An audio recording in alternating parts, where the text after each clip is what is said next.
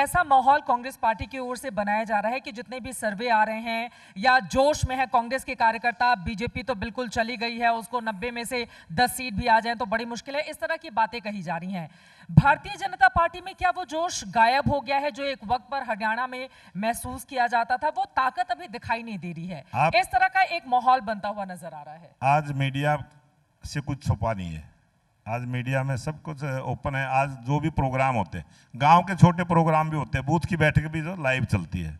और आज जिस प्रकार का हरियाणा प्रदेश की जनता का जो आशीर्वाद, प्यार और जो सम्मान भारतीय जनता पार्टी के नेताओं को मिला है, हमारी जो सभाएं हो रही है वो कांग्रेस से 4-4 गुना सभाएं हमारी हो रही हैं। लोगों की भीड़ का जो जन समर्थन है वो भाजपा के साथ है। और भारतीय जनता पार्टी इस विधानसभा चुनाव में बहुत बड़े मार्जिन के साथ, हमारे जो लोग कहते थे, आप जैसे जो पत्रकार चैनल पर भी बैठ के कहते थे कि बीजेपी के लिए ये डगर कठिन है, आज वही हमें आसान दिखाई देती है। और वो कारण है हरियाणा प्रदेश की जनता का फैसला, हरियाणा प्रदेश की जनता का प्यार। और मुझे पूरा विश्वास है स्पष्ट बहुमत की सरकार, डबल इंजन की सरकार हरियाणा प्रदेश में तीसरी बार नायब सिंह सैनी जी के नेतृत्व में बने। दीपेंद्र हुड्डा यहाँ पर सुबह के सेशन में बैठे हुए थे, उनकी ओर से कहा गया जवान, किसान, पहलवान को वो लेकर आए और इसी के साथ ही साथ संविधान। कह रहे हैं इस मुद्दे पर कांग्रेस पार्टी चुनाव लड़ रही है और इस पर बीजेपी के पास कुछ काट ही नहीं है। ये किसानों के लिए जो हमने सम्मान की बात की है, जो सम्मान निधि हमने देने का काम किया, किसानों की फसलें एमएसपी पे खरीदने की, किसानों को बीज खाद दवाई देने की, हर खेत को पानी और हर हाथ को काम, ये हमारी पार्टी का पहले से ही लक्ष्य है, उसको हमने पूरा करने का काम किया है। दूसरी बात उन्होंने जवान की है और हमने गारंटी दी है अग्निवीर के माध्यम से जो भी जवान, इस देश के अंदर जवानों का सम्मान अगर कहीं हुआ तो भारतीय जनता पार्टी ने किया। अटल बिहारी वाजपेयी जी के समय में जो सम्मान, जिस प्रकार से सैनिक का सम्मान हमने किया था, और उसके बाद फौजियों के लिए जो सुविधा हमने दी है, चाहे हथियार की हो, चाहे कपड़े की हो, चाहे खाने पीने की हो, और 1 रैंक 1 पेंशन की जो योजना प्रधानमंत्री नरेंद्र मोदी जी लेके आए, हमने सैनिकों के लिए बहुत कुछ किया है। और सैनिक जो देश के लिए करता है, सरकार की पहली जिम्मेवारी होती है कि सैनिक को सम्मान मिले। उसके बाद जो उन्होंने बात की है पहलवान की, अभी 2 पहलवान मैं जब आया हूँ यहीं पे बैठे हुए थे और देश के लिए खेल के गए हैं और देश के साथ साथ उन्होंने भारतीय जनता पार्टी की राजनीति भी की है। इस देश में बहुत सारे पहलवान हैं और हम सभी पहलवानों का आदर करते हैं। और भारतीय जनता पार्टी की सरकार आने के बाद मेडलों की संख्या बढ़ना और खिलाड़ियों के लिए सुविधा बढ़ना, ये इस बात का प्रमाण है, प्रूफ के साथ प्रमाण है कि भारतीय जनता पार्टी की सरकार ने पहलवानों के लिए बहुत कुछ किया है। पहलवानों के लिए नहीं किया, देश के लिए किया है। पहलवान के लिए करना, देश के लिए करना, देश के लिए खेलता। विनेश फोगाट जब अपनी चुनावी सभाओं में जाती हैं और वो रैली को संबोधित करती हैं तो उनकी जगह एक जगह कहा गया कि ये जो हाथ आप देख रहे हैं इससे जोरदार चाटा पड़ने वाला है सामने वाली पार्टी को, बीजेपी पर उनका निशाना था। ये कांग्रेस से वो ठीक कहा है उसने। कांग्रेस जो है खूनी पंजा है, कांग्रेस ने हमेशा से खून के साथ खेला है। इस देश में जितना भी जो भी घोटाले, भ्रष्टाचार और जिस प्रकार का वातावरण, आतंकवाद का वातावरण जो कांग्रेस पार्टी के राज में हुआ, इसी पंजे के कारण से हुआ है। और चाहे मैं 84 के दंगे की बात करूं, चाहे देश में आतंकवाद की भी बात करूं, चाहे पंजाब की घटना करूं, चाहे पूर्वांचल के देशों में जिस प्रकार का आतंकवाद कांग्रेस के राज में हुआ है, यही सबसे बड़ा प्रमाण है कि कांग्रेस का ये खूनी पंजा है। इससे देश की जनता को बचना चाहिए और कांग्रेस मुक्त भारत होगा, बहुत जल्दी होगा। और आने वाले इस चुनाव के बाद हरियाणा प्रदेश में जब तीसरी बार भारतीय जनता पार्टी की सरकार बनेगी, आप देखेंगे पूरे देश में बहुत बड़ा परिवर्तन होगा। और भारतीय जनता पे आप ज्यादा कुछ नहीं बोलना चाहते, वो लगातार बीजेपी के खिलाफ मोर्चा खोले हुए हैं, विनेश फोगाट जाती हैं और ऐसा लग रहा है कि कांग्रेस पार्टी के पास मतलब हाथों हाथ एक ऐसा चेहरा आ गया है बीजेपी के विरोध का। और बार बार वो दिल्ली में जिस तरह से पहलवानों के साथ सलूक किया गया, वो तमाम बातें गिनाती भी है कांग्रेस। विनेश फोगाट का कांग्रेस पार्टी ज्वाइन करना क्या बीजेपी के लिए बड़ी मुश्किल साबित होनी? मैंने विनेश फोगाट ने जब राजनीतिक दल की ज्वाइनिंग की, मैंने उनको बधाई दी थी। मैं आज भी पंचायत में उनको बधाई देता हूँ, शुभकामना देता हूँ।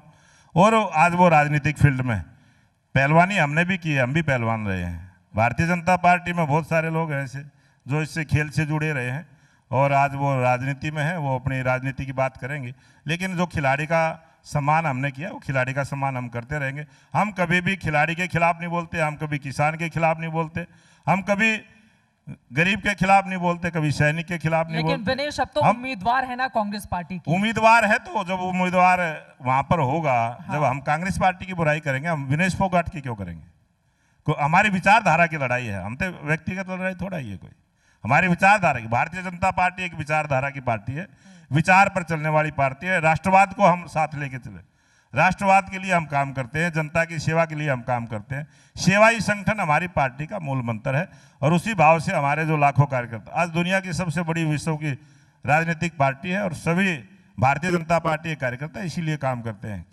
ठीक है, बीजेपी का तो अभी सदस्यता अभियान भी चल रहा है, देखते हैं कितने लोग आप लोगों से जुड़ते हैं। लेकिन अब मैं आ जाती हूं, अग्निवीर का मुद्दा क्या आप लोगों के लिए बड़ी परेशानी का सबब हरियाणा में बनने वाला है? क्योंकि बेरोजगारी के मुद्दे को जब भी कांग्रेस लेकर आती है, इसको गिनाना वो कतई नहीं भूलती है। अग्निवीर देश के लिए बहुत लाभकारी है, और सोशल सिक्योरिटी बढ़े इस भाव को लेकर इस अग्निवीर के माध्यम से देश में बहुत बड़ा परिवर्तन होने वाला है।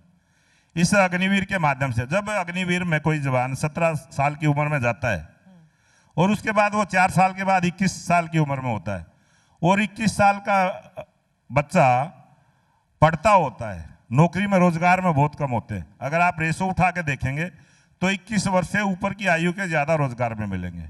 और ये भारतीय जनता पार्टी ने कम उम्र में ही गरीब परिवार के बच्चों को एक देश की सेवा करने का मौका मिले, इस विचार के साथ। इसके अग्निवीर की जो योजना है, ये बड़ी सोची समझी और बहुत ठीक योजना है, देश के हित की है, और ये युवाओं को प्रेरणा देने वाली, युवाओं को ताकत देने वाली योजना है।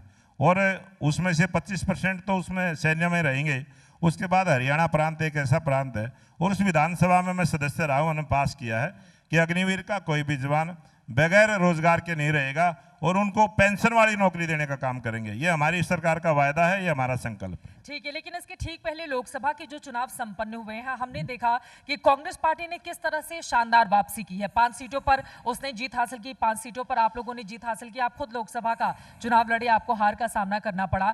तो इस हार से कैसे उभरेगी बीजेपी? एक वक्त पर जो ताकत उसकी हरियाणा में दिखाई देती थी, वो तो घट के आधी रह गई है अब। चित्रा जी, सबको पता है, ऑन रिकॉर्ड है, 44 विधानसभा की सीटें हम जीत के आए, 42 पर कांग्रेस रही, 3% वोट कांग्रेस से हमारा ज्यादा है, और रेशो 5-5 का रहा। लेकिन जिस प्रकार से उन्होंने गरीब समाज को बरकलाने का काम किया, आप सबने देखा है टीवी चैनल पर, हर जनसभा में संविधान को हाथ में लेकर झूठ बोलने का काम किया कि भाजपा आएगी, 400 पार का नारा है, वो आरक्षण को खत्म करेगी और संविधान को खत्म करेगी। जबकि कांग्रेस ने संविधान को 1977 में इमरजेंसी लगाकर, देश में कांग्रेस को ने ही संविधान को खत्म किया था। देश में इमरजेंसी लगाने का पाप जो कांग्रेस ने किया था, किस प्रकार की झूठ कांग्रेस के नेताओं ने बोली है। और इसी प्रकार से उन्होंने जो आरक्षण की बात की, अभी राहुल गांधी जी अमेरिका गए थे, उन्होंने इस बात को स्वीकार किया है। उनकी जो एक हरियाणा में देसी कहावत है कि पेट का पना जीभ होती है, और वो बात उनके मुख से आई है कि जैसे ही हम सत्ता में आए, हम इस आरक्षण को लेके एससी समाज के लिए, ओबीसी समाज के लिए जो उन्होंने बहुत गलत बात कही है, उसके लिए उन्होंने देश से माफी मांगनी चाहिए। 2 बातें उन्होंने बहुत गलत वहां पर कही है। जब भी राहुल गांधी अगर उत्तर प्रदेश में जाते हैं तो हरियाणा की बुराई करेंगे, हरियाणा में आएंगे उत्तर प्रदेश की बुराई करेंगे, और जब देश से बाहर जाएंगे तो देश की बुराई करेंगे। ये उनके डीएनए में है। उनको जब नानी याद आती है ना, तो वो विदेश भाग जाते हैं। अब चुनाव का समय आया तो उन्होंने देश को बदनाम करने के लिए अमेरिका चले गए। मोदी जी भी अमेरिका गए हैं, लेकिन मोदी जी गए हैं देश का गौरव बढ़ाने के लिए गए हैं। 140 करोड़ की जनता मोदी जी का जो सम्मान करती है, उनके काम की वजह से करती है, उनके व्यवहार की वजह से करती है। उनमें वो शख्सियत है कि देश को मजबूत करने का काम किया। राहुल गांधी ने जो विपक्ष की भूमिका निभानी चाहिए, कभी उनको उस प्रकार से निभाया। विपक्ष की भूमिका में अटल बिहारी वाजपेयी जी भी थे। कितना बड़ा मुद्दा था, पाकिस्तान को लेकर था, यूएनओ में था, किस प्रकार से देश का पक्ष रखा। कहाँ इस विचार को लेकर राजनीति करने वाले भारतीय जनता पार्टी के नेता, और कहाँ राहुल गांधी जिस प्रकार की उन्होंने वहां जाके जिस प्रकार से बात की है, उन्होंने आरक्षण को लेकर बात की, कितनी दुखदाई है। एससी और बीसी समाज का अपमान करने का काम किया। इसी प्रकार से सिख समाज के बारे में आपने कभी भी, आप इतने जागरूक चैनल के पत्रकार हैं, कहीं भी पूरे देश में कहीं कोई पगड़ी पे, कोई कड़े के ऊपर, कहीं भी सिख समाज को कोई कठिनाई है क्या इस देश में? किस प्रकार से सिख समाज का नाम लेकर जो उन्होंने इतना बड़ा पाप किया, उन्होंने देश की गुरुद्वारे में जाके माफी मांगनी चाहिए, सिखों से माफी मांगनी चाहिए।